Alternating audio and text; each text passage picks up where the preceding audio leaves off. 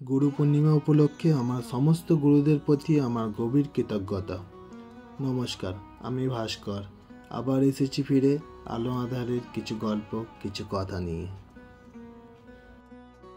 গুরু পূর্ণিমা এমন এক বিশেষ দিন, যেই দিন শিক্ষকদের, আধ্যাত্মিক গুরুদের এবং আমাদের জীবনে যারা পথপ্রদর্শক হিসাবে থাকেন তাদের প্রতি শ্রদ্ধা ও কৃতজ্ঞতা জানানো হয়।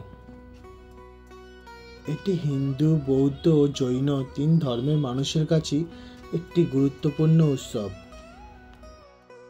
আষাঢ় মাসের পূর্ণিমা তিথিতে এই উৎসব অনুষ্ঠিত হয়, তাই এর নাম গুরু পূর্ণিমা।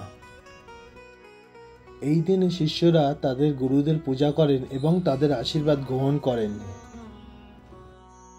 আপনারা হয়তো অনেকেই জানেন, গুরু পূর্ণিমার দিনটি মহাভারত রচয়িতা মহর্ষি বেদব্যাসের আবির্ভাব তিথি হিসাবেও পালিত হয়। তাকেই পৃথিবীর প্রথম গুরু হিসাবে গণ্য করা হয়, কারণ তিনি মানবজাতিকে বেদের জ্ঞান দান করেছিলেন। তাই এই দিনে বিভিন্ন স্থানে ধর্মীয় আচার অনুষ্ঠান, বিশেষ প্রার্থনা এবং গুরুদের সম্মান জানাতে নানা অনুষ্ঠান আয়োজন করা হয়। গুরু পূর্ণিমা আমাদের জীবনে জ্ঞানের গুরুত্ব এবং সঠিক পথপ্রদর্শকের ভূমিকা স্মরণ করিয়ে দেয়। একজন গুরু হলেন আলোর মতো, অন্যদের পথ আলোকিত করার জন্য নিজেকে আধার করে।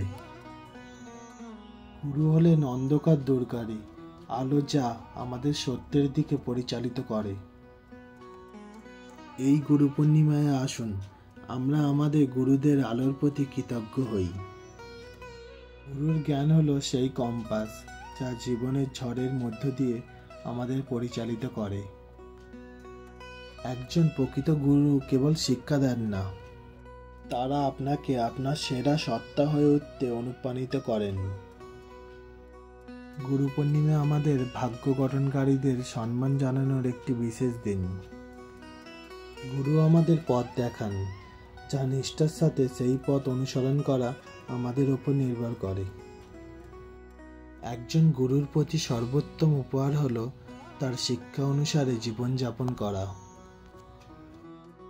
গুরুর শিক্ষা এমন একটি আশীর্বাদ যা জীবনকে বদলে দিতে পারে। আসুন আমরা সকলে মিলে এই দিনে সেই গুরুদের উদযাপন করি, যারা আমাদেরকে আমাদের রূপ দিয়েছেন। ধন্যবাদ আপনাদের অটল ধৈর্য এবং নির্দেশনার জন্য। আপনাদের শিক্ষা আমাকে আজকের মানুষে পরিণত করেছে। শুভ গুরু পূর্ণিমা। আবার আসবো ফিরে নতুন কিছু সাথে নিয়ে। নমস্কার।